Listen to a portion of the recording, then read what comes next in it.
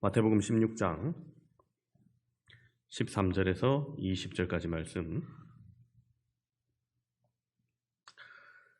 제가 봉독하도록 하겠습니다. 예수께서 빌립보 가이사랴 지방에 이르러 제자들에게 물어 이르시되 사람들이 인자를 누구라 하느냐? 이르되 더러는 세례 요한, 더러는 엘리야, 어떤 이는 예레미야나 선지자 중 하나라 하나이다. 이르시되 너희는 나를 누구라 하느냐? 시몬 베드로가 대답하여 이르되 주는 그리스도시요 살아계신 하나님의 아들이시니이다. 예수께서 대답하여 이르시되 바요나 시몬아, 내가 복이 있도다. 이를 내게 알게 한 이는 혈육이 아니요 하늘에 계신 내 아버지시니라. 또 내가 내게 이르노니 너는 베드로라. 내가 이 반석 위에 내 교회를 세우리니 음부의 권세가 이기지 못하리라. 내가 천국 열쇠를 내게 주리니 내가 땅에서 무엇이든지 매면 하늘에서도 매일 것이요 내가 땅에서 무엇이든지 풀면 하늘에서도 풀리리라 하시고, 이에 제자들에게 경고하사 자기가 그리스도인 것을 아무에게도 이르지 말라 하시니라. 아멘.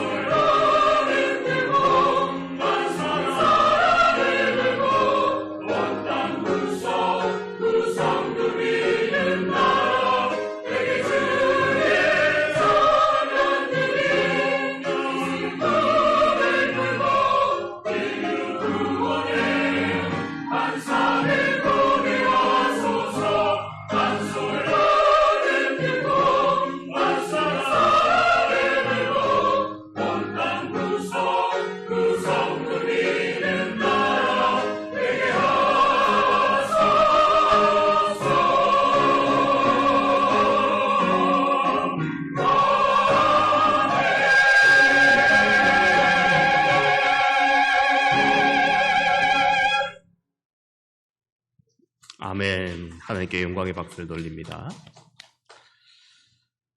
제가 퀴즈 하나 내겠습니다. 이게 뭔지 머릿속으로 한번 맞춰보시기 바랍니다. 자, 이것은 탑입니다. 이 탑은 1930년 뉴욕에 320m 크라이슬러 빌딩이 세워지기 전까지는 41년 동안 세계에서 가장 높은 구조물로 그 위용을 자랑했었습니다. 이 탑은 1889년에 완공되었고 높이가 312m입니다. 이 탑을 만드는데 무려 6,300톤의 연철이 소모되었고 12,000개의 들보와 250만 개의 나사가 사용되었다고 합니다. 그런데 이 철탑 건조물이 처음 세워질 때는 그 도시의 지식인들 대부분이 격렬히 반대했습니다. 이 탑이 아름다운 도시의 경관을 해친다고 그렇게 생각한 겁니다. 어떤 예술가들은 이 탑이 보이지 않는 곳으로 아예 이사를 가버리겠다. 꼴 보기 싫다는 거죠. 한 유명한 작가는 이 탑이 보이지 않는 유일한 곳은 이 탑 위에 식당뿐이라면서 그곳에서 식사를 하며 야유를 했던 에피소드를 남기기도 했습니다. 이 탑이 완공된 지 30년 만에 하도 이런 여론이 안 좋으니까 해체하기로 결정을 했는데 그 위기 중에 그래도 이 탑이 무선 전신 안테나 탑으로 적격이라고 판단하고 사용 선고를 모면하기도 했습니다.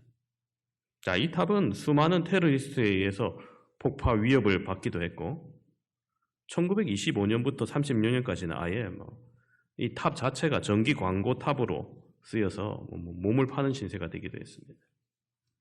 이 탑에서 지금까지 350명 이상의 사람이 자살하는 기록을 세우기도 했습니다. 이 탑은 한동안 미운 오리 새끼, 심지어 오만한 철새공, 심지 없는 촛불 이런 별명을 얻었습니다. 그러나 지금 이 탑은 세계에서 가장 유명한 탑이 되고 그 도시의 아름다움을 자랑하는 상징이 되어서 전 세계에서 가장 많은 관광객을 끌어모으는 초점이 됩니다. 자, 이 탑의 이름이 무엇일까요? 정답은 프랑스 파리에 있는 에펠탑입니다. 저는 이 탑의 모습을 보면서 그 운명이 꼭 교회와 닮았다는 생각을 하게 됩니다. 역사를 통해서 수많은 안팎의 핍박과 비판을 직면하면서도 지속적으로 살아남아 여전히 이 세상에서 가장 많은 사람들이 방문을 하고 있고 그 받은 비난에도 불구하고 세상의 등 뒤어 빛으로 남아있는 그 모습이 교회와 비슷하기 때문입니다. 그런데 여러분, 이 에펠탑의 건축이 지금까지 서 있게 가능했던 가장 중요한 이유는 그 기초 때문입니다. 이 탑의 건설자들은 12m를 파고 내려간 곳에 돌로 기초를 세우고 이 탑을 세웠다고 합니다. 이 탑은 반석 위에 세워진 겁니다. 2000년 전 우리 예수님께서도 자기를 사랑하던 12제자를 앞에 부르시고 사역을 마무리하기 전에 가이사랴 빌립보라는 지방으로 가서 그 빛과 번쩍한 신도시로 가서 제자들에게 이 반석 위에 내 교회를 세우리라고 말씀하신 겁니다. 교회가 오래오래 이 세상에서 건강한 영향력을 행사하기를 소망하신 겁니다. 저는 그것이 바로 반석 위에 세운 교회의 이미지라고 생각합니다. 여러분, 이스라엘에서 반석은 사막지대, 광야지대에서 적에게 유일하게 화살의 공격을 막을 수 있는 피난처요. 길을 지나는 나그네에겐 그늘을 제공하는 쉼터고 임시 처소를 꾸미는 사람들에게는 가장 좋은 집의 기초를 제공합니다. 일본 도쿄에 임페리얼 호텔의 공사를 맡았던 미국 건축가 프랭크 로이드 라이트라는 사람이 지진이 잦은 지역에 고층 호텔을 짓겠다고 선언을 했을 때 일본인들은 야유와 조소를 보냈습니다. 강진에 버틸 건물이 없다. 불가능한 일에 너무 많은 열정을 쏟지 말라. 하지만 라이트는 주변의 차가운 시선에도 불구하고 주도 면밀한 건축 계획을 세웁니다. 지하 8피트 깊이에 분포해 있는 넓은 점추 층을 지진을 충격을 흡수할 수 있도록 특수 공법을 사용해서 건물을 짓습니다. 총 공사 기간 4년 중에 기초를 다지는 데만 2년을 소비했습니다. 비용도 다른 건물의 배 이상 들었습니다. 모든 사람들이 쓸데없는 돈만 많이 들였다 비난합니다. 그러나 1952년 도쿄 역사상 최악의 지진이 발생했습니다. 모든 건물이 맥없이 무너질 때 당당하게 버티고 서 있던 건물은 오직 임페리얼 호텔 하나뿐이었습니다. 그것이 바로 기초의 차이입니다. 기초는 눈에 보이지 않습니다. 하지만 눈에 보이는 모든 것을 지탱하고 보완합니다. 기초를 닦는 것은 눈앞에 당장 효과가 나타나는 일이 아니기에 지루하기조차 합니다. 돈과 시간도 많이 듭니다. 그래서 많은 이들이 기초를 게을리하여 후에 건물과 인생 전체가 무너지는 비극을 경험하기도 합니다. 그러나 기초가 튼튼하면 어떤 어려움이 온다 해도 흔들리지 않습니다.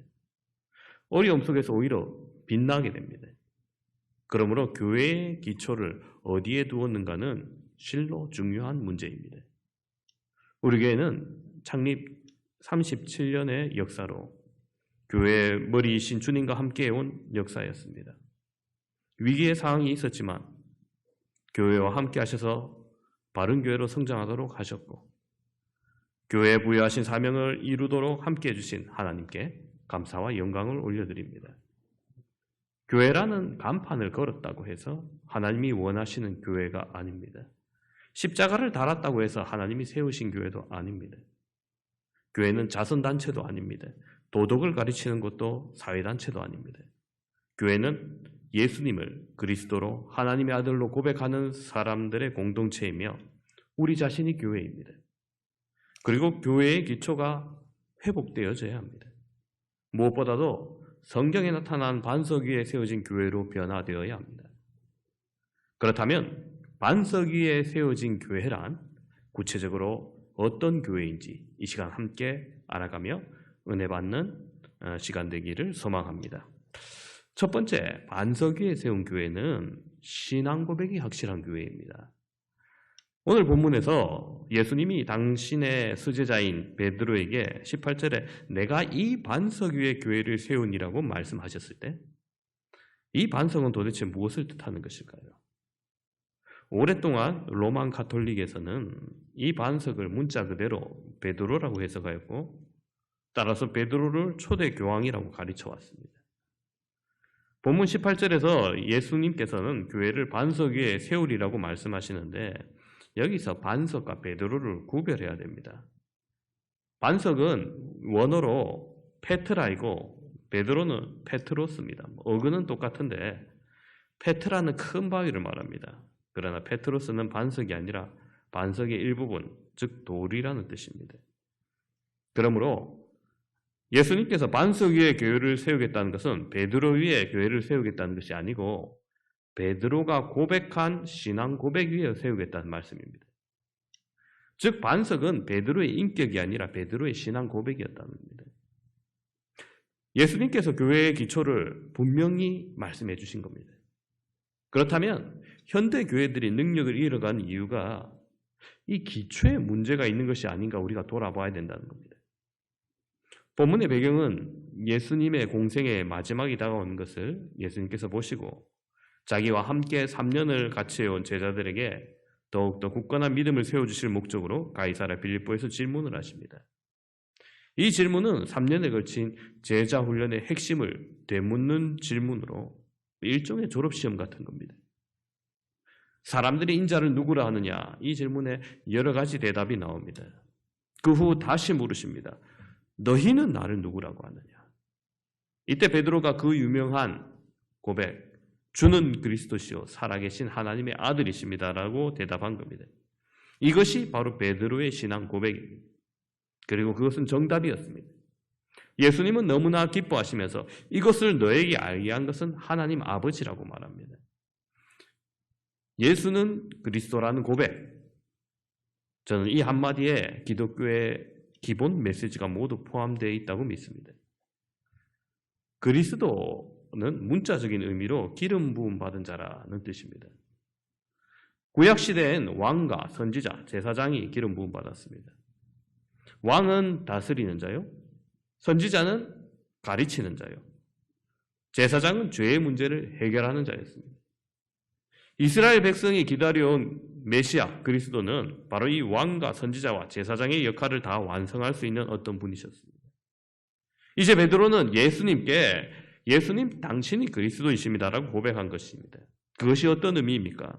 예수님 당신만이 나의 왕, 나를 완전히 다스려 줄 수 있는 분이고 예수님 당신은 나의 참된 선지자, 나를 온전히 진리로 가르쳐 줄 수 있는 분이고 예수님 당신은 나의 제사장, 곧 나의 죄의 문제와 인생의 문제를 완벽하게 해결해 주실 수 있는 분으로 믿습니다라는 고백인 겁니다. 여러분, 이것이 예수를 그리스도로 믿는다는 의미입니다. 이렇게 믿고 사는 사람들이 그리스도인입니다. 이것을 분명하게 고백하는 사람들의 모임이, 공동체가 교회인 겁니다. 여러분, 이 고백이 분명하지 못할 때 교회는 흔들릴 수밖에 없습니다. 이 고백이 우선되지 아니하고 다른 것이 우선될 때 그것은 교회일 수가 없습니다. 이 고백의 기초가 바로 반석인 것입니다. 오늘날 한국 사회의 여러 가지 부실함은 일반적으로 우리 사회의 기초를 견고하지 못한 데 있다고 많이들 지적합니다. 2016년에 개막한 영화 터널을 보면요, 완공한 지 얼마 되지 않은 터널을 지나다가 터널이 갑자기 무너집니다. 부실공사죠.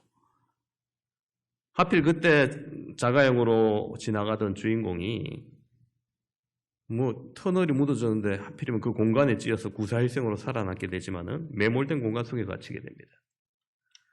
가까스로 휴대전화 보니까 안테나가 하나 따서 겨우 119에 신고해서 생존이 있는 것을 알리지만 구조대가 터널 안으로 쉽게 들어오지 못합니다. 다시 무너질 위험이 너무 크기 때문입니다. 그런데 한 가지 힌트를 얻게 됩니다. 이 주인공의 자동차 앞에 뭐가 큰 게 떨어졌는데, 여러분 왜 자동차로 터널 지날 때 보면 위에 달려있는 거 커다란 비행기 엔진 같은 거 있죠? 환풍기입니다. 그게 자기 앞에 떨어진 거예요. 거기 환풍기에 적혀있는 숫자를 바탕으로 설계도상에서 보니까 조난자가 이 정도 위치에 있겠구나 하고 알게 됩니다. 그래서 이 터널을 다시 뚫는 게 아니고 산 위에서 밑으로 이제 내려갑니다. 시추기계를 가지고. 오랜 세월이 지나서 이제 조난자가 있다고 예상하는 지점에 이제 기계가 뚫고 내려올 거라고 이제 조심해라고 연락이 옵니다. 근데 웬걸 아무리 기다려도 조난자는 그 기계가 보이지 않습니다. 이상하다, 분명히 이 지점에 있을 건데 해서 찾아보니까 설계도상의 환풍기는 6개인데 실제로는 제작비를 아끼기 위해서 5개를 나눠서 달았습니다. 그러다 보니 결국 설계상의 위치와 조난자의 위치가 차이가 있었던 겁니다. 도면대로 건축하지 않았고 이것을 감리하고도 그냥 눈 감고 넘어갔던 거죠. 다시 구조작업이 원점이 됩니다. 오랜 시간이 지나면서 원래 가지고 있던 딸 생일이라고 샀던 케이크랑 주유소에 기름 넣고 받았던 물 2통도 다 먹었습니다. 사람들은 이제 휴대폰에 배터리가 다 돼서 연락이 안 되자 이 사람 이제 식량도 물도 떨어졌으니까 죽었겠구나 이렇게 생각을 합니다. 하지만 주인공은 정말 행운적으로 앞차에 타고 있던 애완견과 애완견을 위한 사료 푸대를 발견합니다. 사람이 개 사료를 먹는 건 좀 그렇긴 하지만 먹으면 생존을 하니까 그걸 먹고 버티는 거예요. 근데 설상가상으로 인근에 제2터널 완공을 위해서 공사를 해야 되는데 공사하면 터트리고 중장비 동원하고 이래야 되지 않습니까? 근데 그거를 구조작업한다고 못하게 한 겁니다. 근데 그것도 시간이 오래 지나니까 주인공이 생존해 있다, 생존해 있지 않다 구조작업을 두고 여론이 분열되기 시작하는 겁니다. 터널 안에는 이제 휴대폰도 다 되고 외부로부터 들을 수 있는 것은 라디오에서 딱 한 채널이 잡혔습니다. 그곳에서 들을 수 있는 소식이 유일한데 그 채널을 통해서 자신이 죽었을 것이라 판단하고 구조작업을 중단한다는 소식을 듣게 됩니다. 자신이 살았음에도 구조작업이 중단한다는 말에 주인공은 울분하면서 자동차 클락션을 울리면서 내가 살아있다고 계속 소리칩니다. 그때 단 한 명의 소방관이 포기하지 않고 음파 탐지기를 추적하던데 이 클락션 소리를 듣게 됩니다. 그리고 다시 구조작업이 진행됩니다. 그리고 천신만고 끝에 흙더미에서 구조된 생존자를 이제 빠르게 병원으로 호송해야 되는데 이 조난자의 건강보다 자신의 취재가 먼저인 기자들이 병원 가는 길을 막고 막 물어봅니다. 기분이 어떠십니까? 막 물어보겠죠. 그리고 또 사진 찍으러 온 우왕좌왕하며 구조에 혼선을 빚었던 고위공직자들, 장관들 다시 나타납니다. 이때 주인공이 다 죽어가는 소리로 거기에 모인 모든 군중에게 욕을 날리고 사라지는 것이 영화의 마지막입니다. 참 한국 사회의 여러 가지 총체적인 부실을 고발한 영화인 거죠. 여러분, 지금 교회가 위기인 것은 그만큼 부실한 곳이 있다는 증거입니다. 저는 한국 교회의 부실의 요인 여러 가지가 있겠지만은 근본적인 요인 두 가지에서 비롯됐다고 그렇게 생각을 합니다. 첫 번째는 안타깝게도 목사 양성을 부실하게 한 교육에 있습니다. 여러분, 목사가 되려면 학사학위 이상의 학력을 가진 사람이 신학대학원에 입학해서 목회학 석사과정, MDB 과정을 졸업해야 합니다. 그런데 대부분의 대형 교단은 여러 신학교가 난립되어 있습니다. 가장 대표적인 신대원 하나는 그런 대로 잘 교육되고 유지되지만 나머지는 교육이 일원화되지 못하고 또 부실한 신대원 재정적 문제나 지원자 감소로 학생들을 제대로 선발하지 못합니다.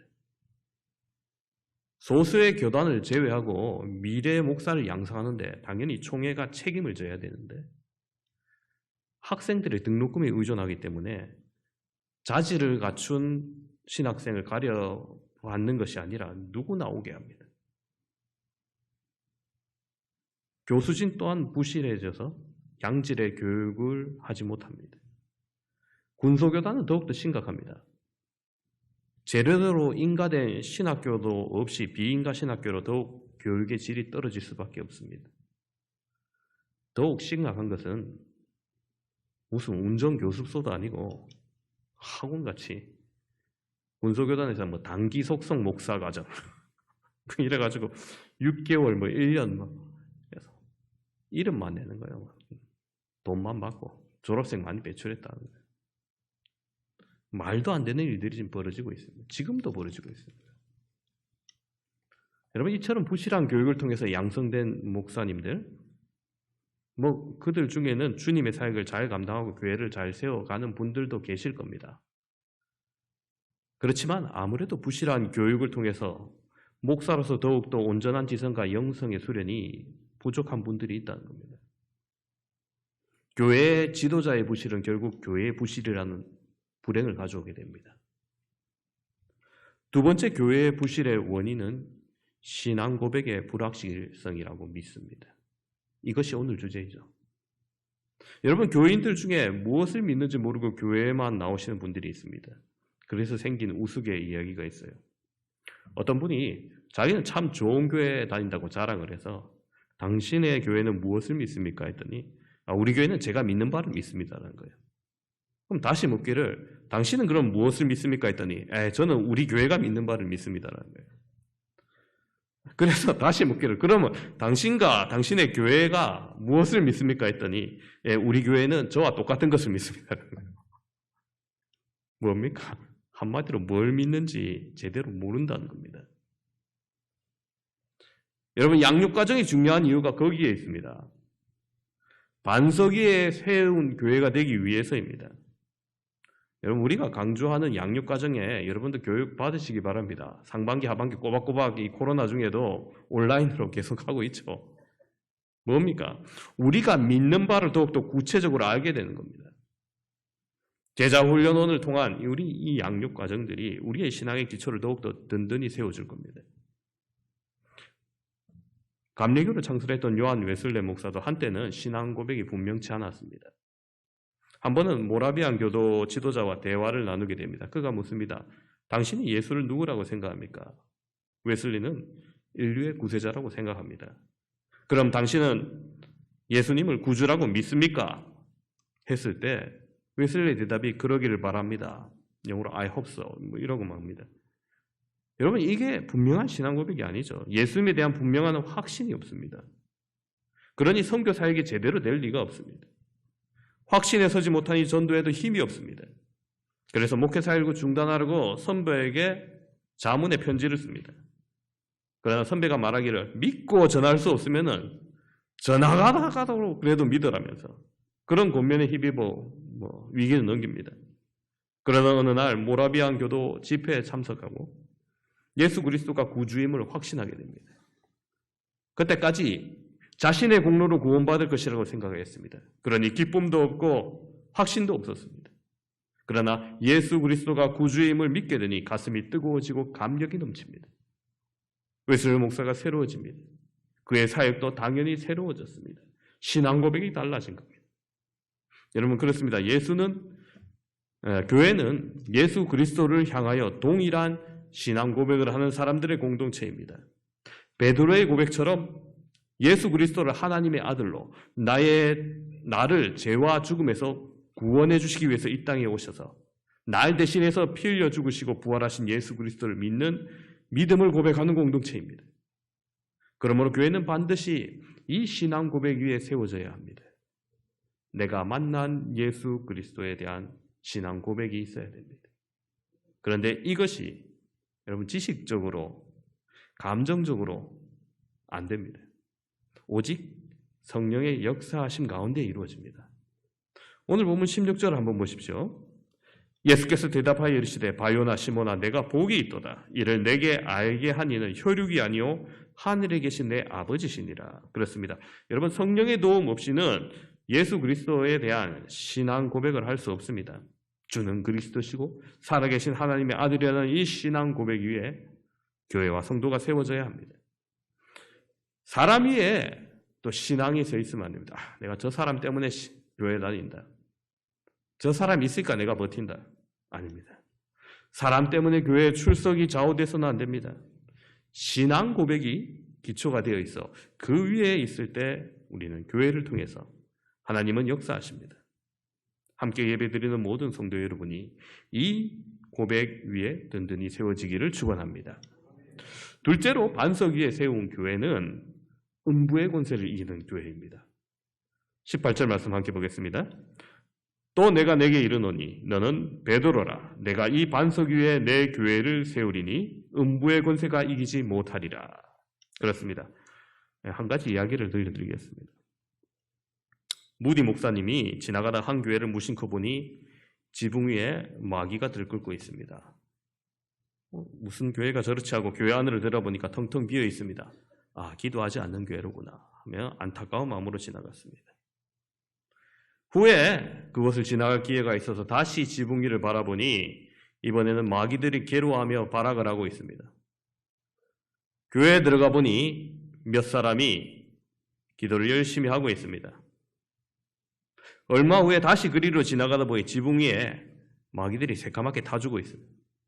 그래서 교회 안을 들여다보니 교인들이 가득 모여서 뜨겁게 기도하고 있습니다. 여러분 우리 교회 어떤 교회일까요?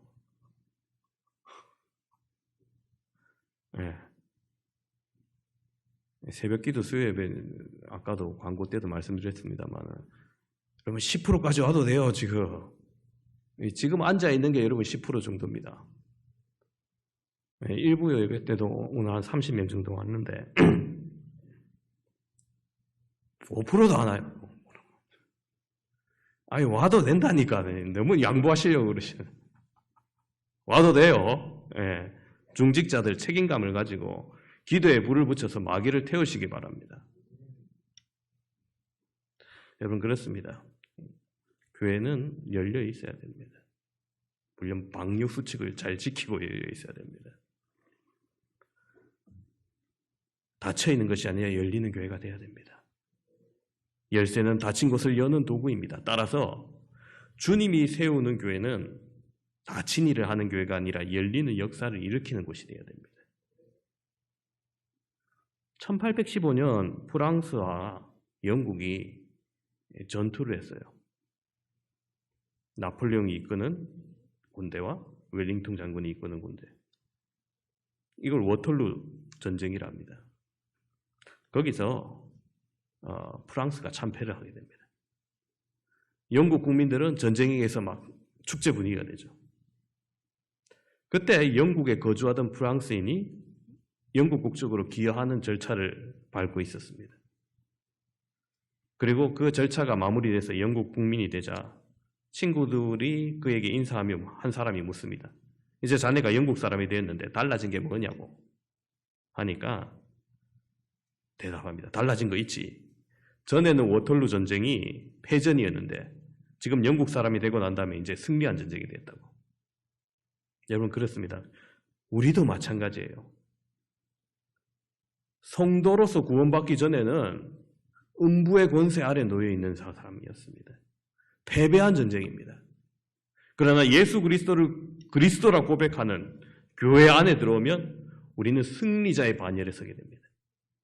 사단과 음부의 권세를 꺾는 승리자가 되기 때문입니다.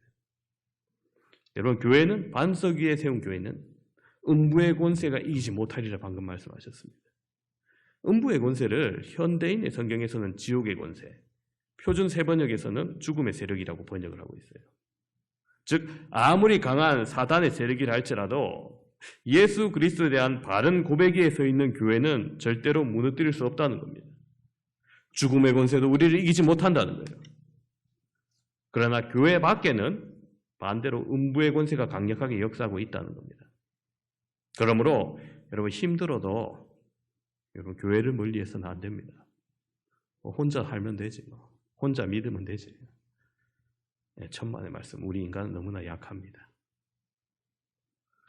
음부의 권세가 미치지 못하는 교회에 속해야 되는 거예요.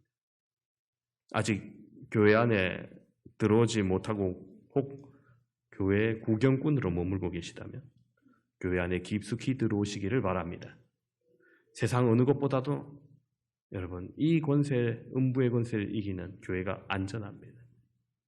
예수님이 주인 되시고 다스리는 교회만이 안전한 것입니다. 예수님을 고백하는 교회에 속하며 교회 안에 머물 때 우리는 이 전투의 승리가 보장되어 있기 때문입니다. 고린도전서 15장 55절은 말합니다. 사망아 너의 승리가 어디 있느냐? 사망아 내가 쏘는 것이 어디 있느냐? 여러분 이 외침이 교회의 선언인 겁니다. 사단을 향하여서 사망을 향하여서 명령할 수 있는 권세를 가진 것이 바로 교회라는 겁니다. 음부의 권세를 이길 권세를 주신 겁니다. 바른 교회는 예수님께서 세우신 교회는 바른 신앙 고백 위에 세워진 교회는 사단의 세력 음부의 권세가 이기지 못하는 교회라는 겁니다. 우리 교회가 반석 위에 세워진 교회가 되어서 사탄에 매여 신음하고 있는 이들을 구원해내는 하나님이 원하시는 교회 되도록 기도하시는 성도 여러분 되시기를 주님의 이름으로 축원합니다. 세 번째로 반석 위에 세운 교회는 복음 전하는 교회입니다. 19절입니다. 함께 보겠습니다. 내가 천국 열쇠를 내게 주리니 내가 하늘에서 무엇이든지 매면 하늘에서 매일 것이요 땅에서 무엇이든지 풀면 하늘에서도 풀리리라 하시고 그렇습니다. 여러분 천국 열쇠를 가진 교회가 반석 위에 세운 교회입니다.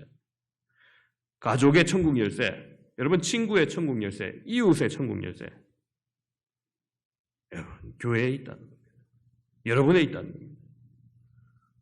고대 사회에서 창고직인, 청직인, 열쇠 관리를 하는 중요한 인물이었습니다. 여러분 이것은 천국 문을 닫는 권세를 말합니다. 마태복음 28장 18절에 하늘과 땅의 모든 권세를 주셨습니다. 그러므로 너희는 가서 모든 족속으로 제자를 삼아라고 말씀이 나옵니다. 우리 주님은 아버지께 받은 권세를 그 제자들에게 관리하도록 그 종들에게 관리하도록 주신다는 겁니다. 바로 천국의 문을 열고 닫을 수 있는 권세를 그들에게 주셔서 땅끝까지 파송하니 그 권세를 가지고 온 세상을 구원하라는 말씀입니다. 이것이 반석 위에 세운 교회가 받은 특권입니다. 복음 전하며 세계 속에서 선교의 지상 명령을 감당하는 것이 바로 교회가 받은 특권입니다. 권세입니다. 여러분 한번 생각해 보세요. 선교 사업을. 아무도 모르는 곳에 선교사가 갑니다. 말도 다르고 문화도 다르고 낯설고 이민족에게 가서 복음을 전하고 그들을 믿게 하고 교회를 세우고, 선교사가 철수하면 다시 없어지면 안 되잖아요. 교회 지도자를 양성해야 되니까 그곳에 신학교를 세우고 교회들이 모여서 다시 교단을 만들고 수많은 영혼을 계속 구원해서 똑같은 그리스도의 제자를 삼는, 다시 제자를 삼는, 그것까지 돼야지 이제 선교사들이 이제 완전히 됐다고 철수해요. 그 전까지는 계속 선교 대상국가죠. 여러분, 이게 가능합니까? 너무 힘들어 보이지 않아요? 이거 어떻게 가능하냐고. 한 사람 구원하기도 힘든데. 그런데 그게 가능한 것이 바로 천국의 열쇠를 받았기 때문이에요. 지옥의 권세를 이길 수 있는 반석 같은 교회에서 부르심을 받고 양육을 받고 그 함께하는 권세를 위임받아 파송되었기 때문인 겁니다. 그 믿음의 반석이 되었기 때문에 연약하고 무지한 인간이지만 어딜 가나 하나님의 권능이 함께 따르고 기도에 무릎을 꿇을 때 하나님의 능력이 나타나는 겁니다. 초대교회 예루살렘 교회는 봉사가 있었고 가르침이 있었고 교제가 있었습니다. 훌륭한 교회였습니다. 그렇지만 교회가 환난을 당하고 핍박을 당하고 흩어지기 시작합니다. 갈라디아로, 갑바도기아로, 아시아로, 비두니아로 흩어지기 시작했었습니다. 여러분, 우리도 복음 전하는 천국의 열쇠 역할을 감당하지 못하면 무너집니다. 교회는 구원의 방주입니다. 큰 외형을 자랑하다가 침몰한 타이타닉호가 아니라 생명을 구원하는 구원의 방주의 역할을 해야 됩니다. 교회가 복음에 대한 그 전도에 대한 야성을 잃어버리면 유람선이 되고 말아요. 여러분, 유람선이 어떤 배입니까? 그 안에 있는 사람들끼리 교제하고 기뻐하고 춤추고 놀고, 교회가 유람선의 역할만 감당한다면 결국 나중에는 영적 전투력을 상실하고 사탄의 공격에 침몰할 수밖에 없는 겁니다. 교회가 거대한 타이타닉호처럼 숫자와 규모, 외형만 자랑하다 침몰할 것인지, 아니면 생명력을 가지고 노아의 방주처럼 시대를 새롭게 하고 영혼을 구원할 것인지, 결국 교회 성도에게 달려있는 것입니다. 오늘 말씀을 정리합니다.